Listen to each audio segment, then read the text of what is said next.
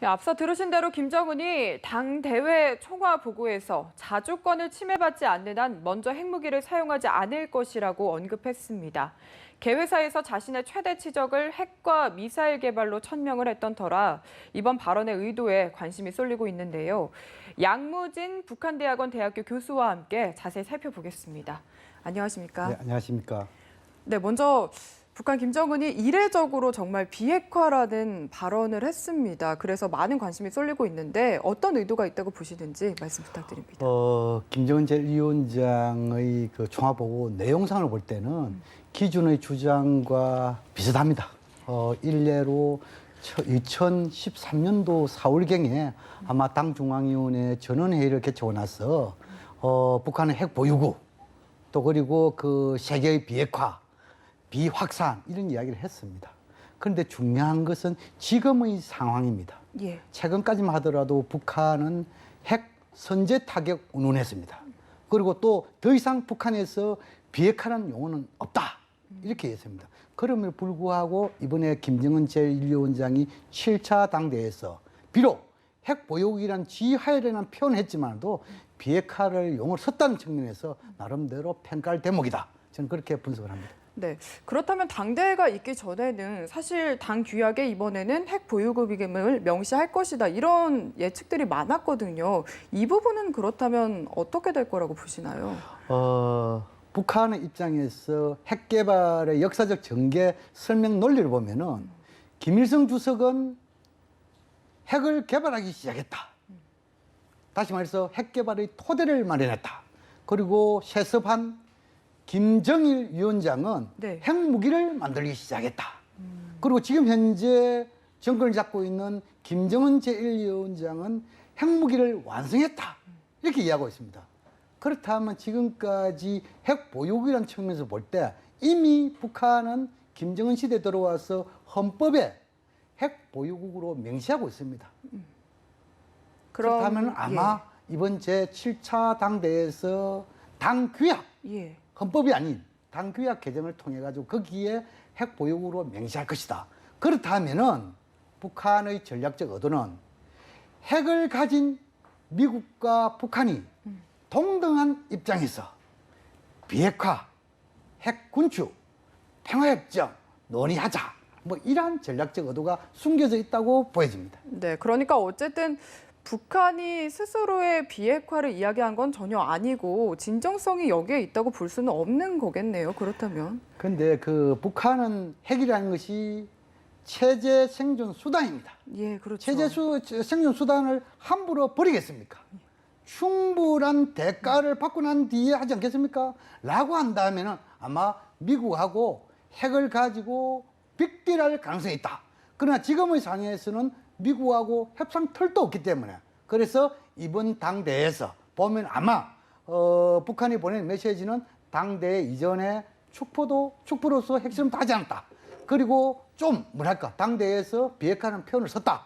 특히나 또 미국에 대해서 최근까지만 하더라도 백악관 타격 운운했잖아요. 예. 그러한 용어가 없습니다. 라고 했을 때 일단 이번 당대회에서 비핵화라는 표현을 써가면서 미국에 대한 대화의 메시지를 던지고 있는 것이 아닌가 이렇게 분석해 볼 수 있습니다. 네. 그래서 우리 정부도 아직 공식 입장을 내놓진 않았지만 비핵화 자체보다는 앞으로 이제 어떻게 행동을 할지 지켜봐야 될 것 같다. 이런 이야기들 나오고 있거든요.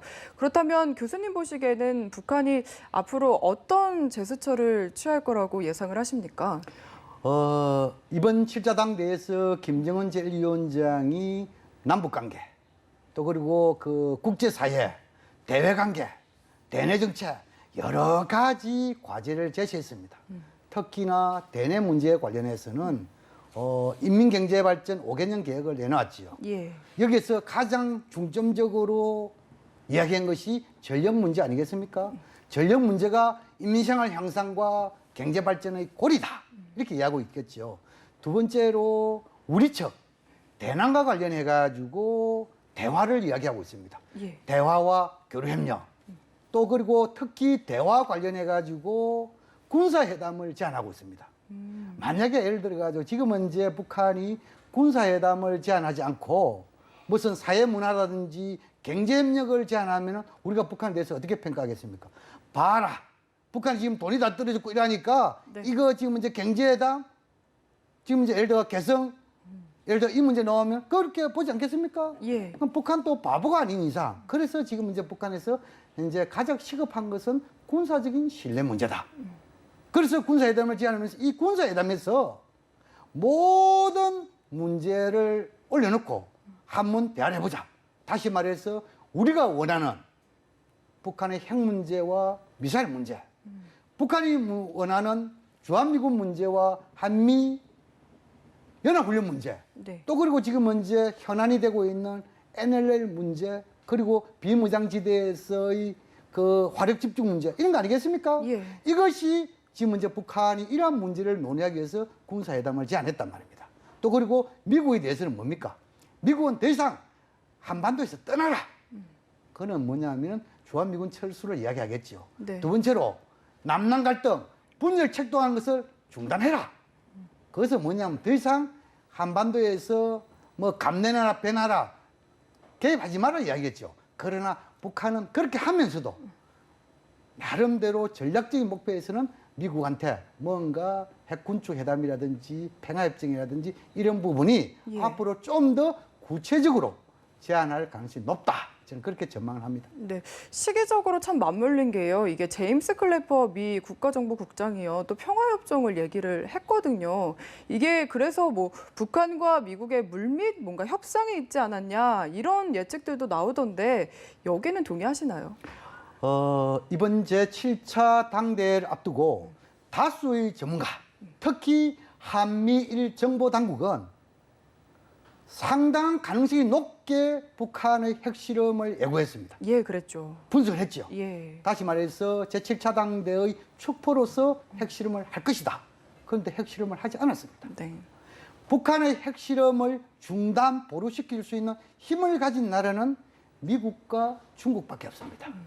그렇다 하면 최근에 중국 시진핑 주석의 발언을 보면 북한에 대한 압박의 강도 높은 메시지를 보내고 있죠.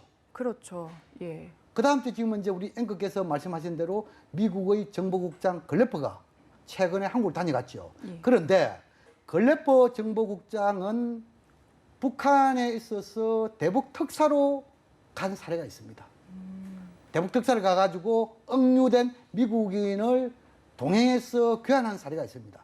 그 당시 아마 글래퍼 정보국장과 북한의 국가안전보위부장인 김원영 나름대로 두 개의 채널이 있지 않겠느냐 라고 했을 때 7차 당대회 전에 핵실험을 하지 않았다. 그리고 글래퍼 국장이 한국을 다녀가서 평화협정 운운했다. 예. 또 그리고 당대에서 김정은 제1위원장이 비핵화 운운했다. 더 나아가서 남북 군사회담 제안했다. 라고 했을 경우에 앞으로 지금 북한의 의도는 지금까지의 긴장 국면에서 대화 국면으로 전환하기 위한 나름대로의 의도를 가진 것이 아니냐라고 했을 때 아마 앞으로 중국이 그 남북 대화, 북미 대화, 육자회담 재개를 위한 적극적인 중재자 역할을 나설 가능성이 크고 더 나아가서 미국도 지금 이제 대선 국면 아닙니까? 예. 그리고 오바마 행정부의 마지막 임기지요. 그렇다 하면은 뭔가 외교적인 성과가 필요할 겁니다. 이런 측면을 봤을 때 물론 미국이 대화할 때 한국의 눈치를 살펴보겠습니다만 어떻든 간에 북미 간의 고위급 회담은 좀 뒤로 미뤄지더라도 뭔가 실무 간의 접촉, 대화가 있을 것이다. 저는 그렇게 전망합니다. 네, 그렇다면 이런 대내외적인 상황에서 우리 정부는 어떤 전략을 좀 취해야 될까요? 가장 중요한 것은 우리의 이제 능력, 그다음에 우리 정부의 책무입니다. 지금 현재 우리 정부의 책무는 뭡니까? 한반도 상황을 안정적으로 관리하는 거 아니겠습니까? 예. 안정적으로 관리해야만이 결국은 우리의 경제도 발전되는 거 아닙니까? 우리는 수출 주도형 국가잖아요. 특히나 지금 현재 4.13 총선에서 국민들의 여론이 반영된 거 아닙니까? 여기에서 다수당이 된 야당이 뭡니까?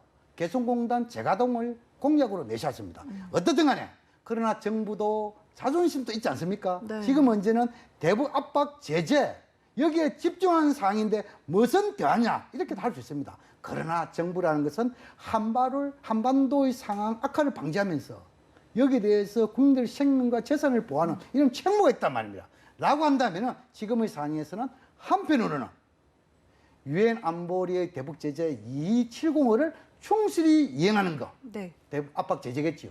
또 다른 한편으로는 한반도 상황을 안정적으로 관리하기 위해서 물밑으로 네. 북한하고 소통을 해보면서 접촉을 해보면서 북한의 의도를 파악하면서 한반도 정세를 관리하는 이러한 지혜로운 전략이 현재 우리 정부에게 필요한 것이 아닌가 생각합니다. 네, 강경 일변보다는 뭔가 투트랙 전략이 필요하다 이런 그렇습니다. 말씀이신 것 같고요. 그리고 좀 북한 당대회 이야기를 좀 더 해보자면 이번에 대대적인 인적 개편이 있을 것이다 이런 전망들이 있었습니다. 핵 미사일 책임자들의 인적 개편은 어떨 거라고 보시나요? 김정은 제1위원장의 취적은 두 가지입니다. 첫째는 핵무력, 두 번째는 경제 아니겠습니까? 예. 그런데 경제 부분에 대해서는 지금 이제 국제사회 압박 제재 상에서 성과를 내세울 게 별로 없잖아요. 물론 100일 전투, 70일 전투를 해가지고 성과 있다고 이야기하지만도 그러나 다수의 전문가 입장에 왔을 때는 크게 취적을 내세울 거 없다. 그래서 김정은 제1위원장이 핵무력 운운하고 거기에서 핵기술자 상당히 우대하면서 이번에 핵기술자 또 군수공업부 관련된 사람들을 이번 7차 당대에서 상당 부분 이 뭡니까 주석단에 예. 올린 사례겠지요. 그러나 북한은 뭡니까 지금까지 핵과 기술자도 존중하겠지만도 큰 틀에서는 당의 중심 인물들의 배치를 보면은 노장층의 좋아합니다. 간부들. 네. 지금 이제 80대, 70대, 60대 있지 않습니까? 이 중에서 우리가 좀 관전 포인트로 보면은 정치국 상무위원인 김영남 최고인민회 상임위원장이 지금 89세입니다. 예. 그 자리에 계속 있을 것인지, 상무위원회 그대로 있을 것인지 이게 관전 포인트고 두 번째로는 박봉주 내각 총리입니다. 북한에서 내각 총리라는 것은 행정부의 기능도 하지만도 실제적으로는 경제 부분을 책임지는 역할을 하고 있습니다. 여기에서 박봉주가 계속 총리를 맡을 것인지, 총리를 계속 맡는다 하면은 다시 정치국 상무위원으로 들어갈 것인지, 여기 관전 포인트고, 그 다음에 지금 이제 정치국 상무위원 자리가 두 자리가 비어 있습니다. 예. 통상 상무위원이 5명인데, 현재는 3사람입니다. 그럼 두 사람 중에서 군에서 몇 사람이 들어가고, 당에서 몇 사람 들어가는 이게 관전 포인트입니다.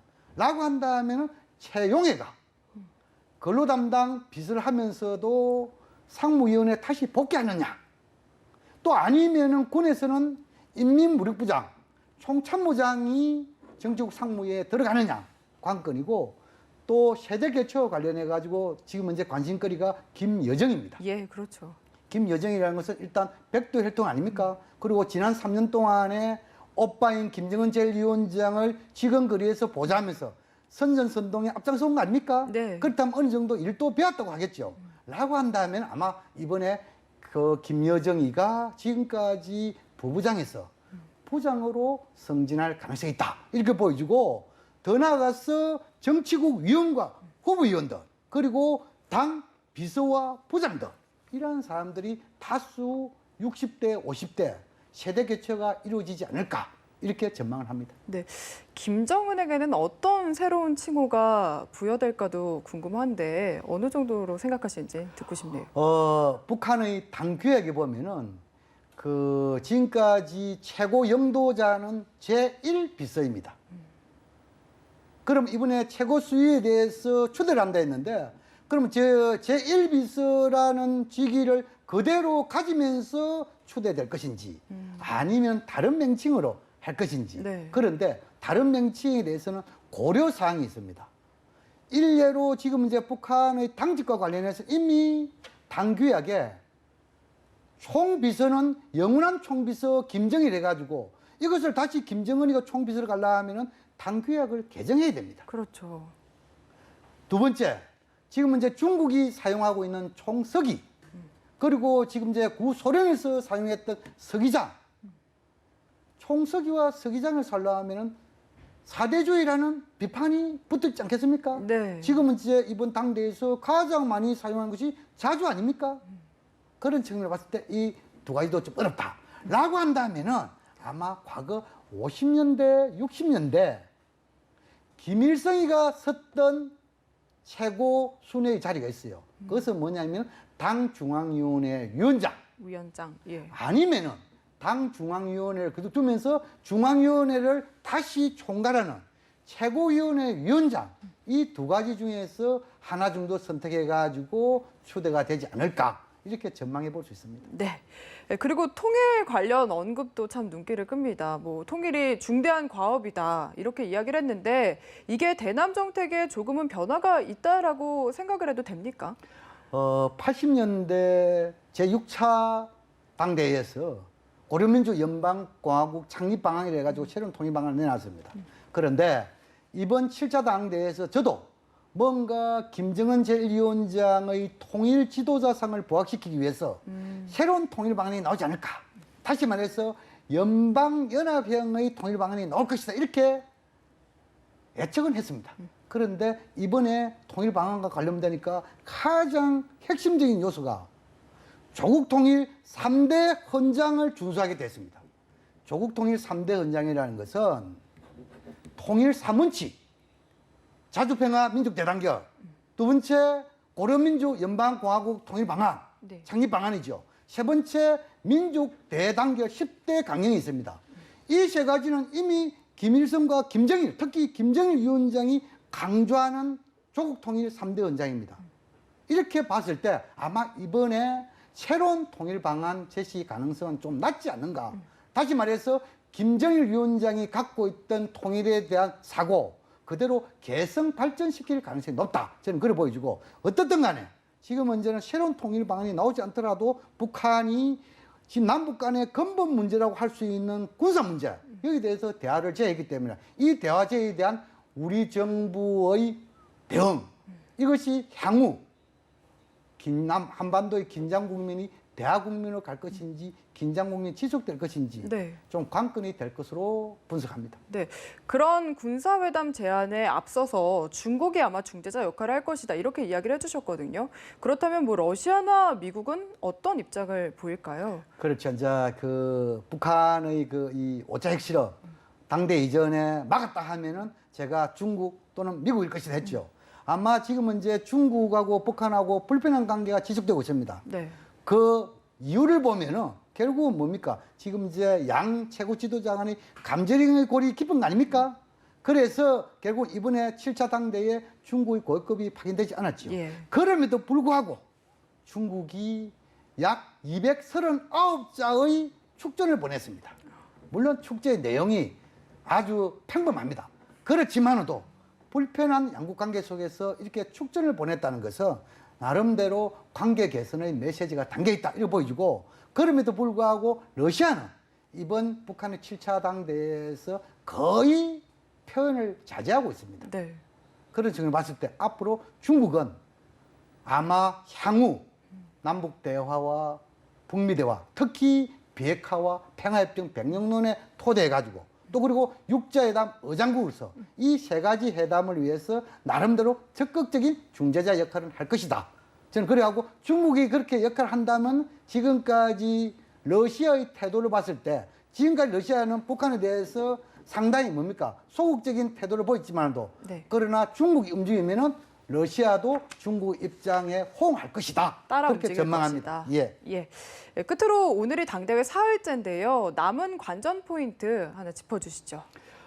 지금까지 다수의 전문가와 우리 정부는 3박 4일 정도 할 것이라 했습니다. 그런데 저는 제8차 당대회가, 제8차 아니고 80년도 예. 6차 당대회가 5일간 진행됐습니다. 그런 측면을 봤을 때 아마 5월 10일까지 지속될 것이다. 그래서 오늘은 오후에 아마 평양시 군중대회와 햇불행진 네. 할 것이고 내일은 당 중앙위원회 결정서가 채택됩니다. 또 그리고 중앙위원회 위원들이 선출되고 또 그리고 당 규약 개정을 통해 가지고 핵 보유국도 명시할 것이고 또 김정은 제1위원장이 제1위원장 아니면은 중앙위원장이라는 타이틀을 가지고 초대도 할 겁니다. 그리고 10일 날에는 새로 선출된 당 중앙위원회 위원들이 약 한 250명 정도 예상합니다. 그 사람들이 모여가지고 전원회의를 합니다. 그 전원회의에서 당 정치국 상무위원, 비서국, 비서, 그 다음 제 부장들 선출을 할 것입니다. 그런 측면을 봤을 때 아마 5월 10일까지 당대회는 지속될 것이다. 이렇게 전망합니다. 네, 알겠습니다. 지금까지 양무진 교수와 함께 북한 7차 당대회 살펴봤습니다. 말씀 감사합니다.